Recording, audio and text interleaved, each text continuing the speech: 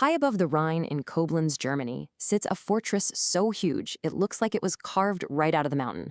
This is Ehrenbreitstein, and in this explainer, we're going to unlock the centuries of history built right into its walls. But hey, before we step inside, let me ask you this.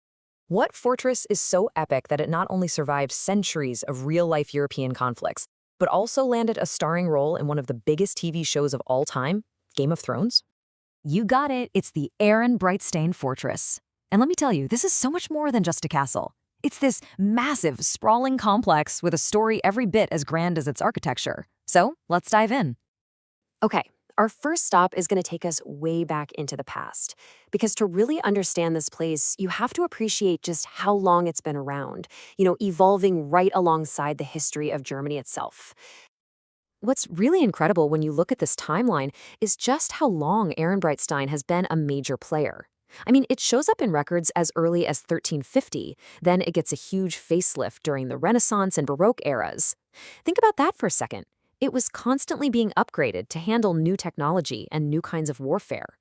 And its importance really peaks right here, in 1815, when it became the site of the treaty that ended the Napoleonic Wars.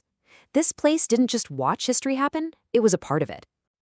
This quote really gets to the heart of it. The fortress wasn't just stone and mortar. Like it says, it was a vital strategic location, and since it was controlled by powerful people like the archbishops of Mainz, it was always a powerful piece on the chessboard of German history. So how do you build a fortress that's meant to last for centuries?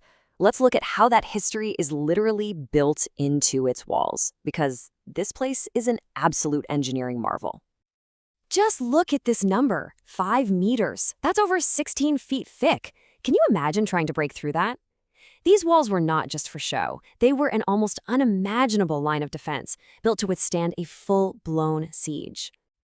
And those walls weren't just some thick, solid barrier. Nope, they were a complex defensive system with multiple towers, battlements, the whole shebang, all designed with one goal in mind, to make this fortress practically impenetrable in an age of cannons and catapults. But it's not all about brute force. What's so fascinating is how the fortress is basically a living document of changing styles and technologies. You've got the older, more stern lines of the Gothic revival, which later made way for the grand, sweeping drama of the Baroque style. Then you step inside and you find these delicate, intricate carvings of the Rococo period. Each layer tells you a story about who is in charge and the statement they wanted to make. Speaking of what's inside, let's actually go past those 5-meter thick walls. The outside is unbelievably impressive, but the treasures hiding within, they add a whole new layer to this historical giant. Once you're inside, the fortress reveals a totally different side of itself.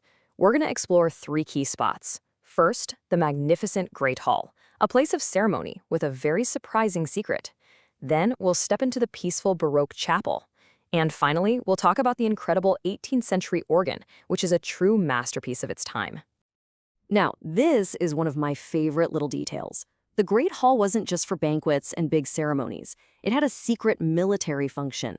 It had this clever system of pulleys and counterweights, designed so they could quickly secure the whole hall during an attack. It's just a perfect blend of grandeur and grit. Beyond just the architecture, the fortress is basically a time capsule. It protects these incredible collections of rare books, priceless art, and artifacts that span centuries. And the collection is so deep, it even includes relics from when the Romans occupied this very region. So, with all this incredible history, what happens to a place like this in the 21st century? It's not a military stronghold anymore, but its story is far from over. Let's take a look at what Ehrenbreitstein has become today. This number says it all. Over 100,000 people visit every single year. It has completely transformed from a place designed to keep people out into one of Germany's most popular destinations that welcomes people in. So how does that work now?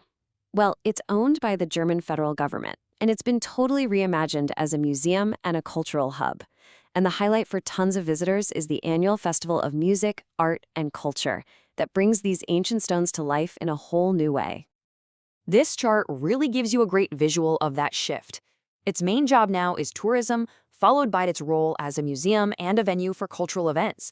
The fortress has absolutely nailed its transformation for the modern age. And that brings us right back to our opening question. Its cultural significance today is so huge that it's become a go-to backdrop for Hollywood and TV. From the Da Vinci Code to Game of Thrones, its epic look really helps bring epic stories to life. This perfectly captures the fortress's incredible transformation. It's evolved from this formidable machine of war into a vibrant, welcoming hub for culture, history, and the arts. It really is a powerful story of adaptation. Which leaves us with just one final thought.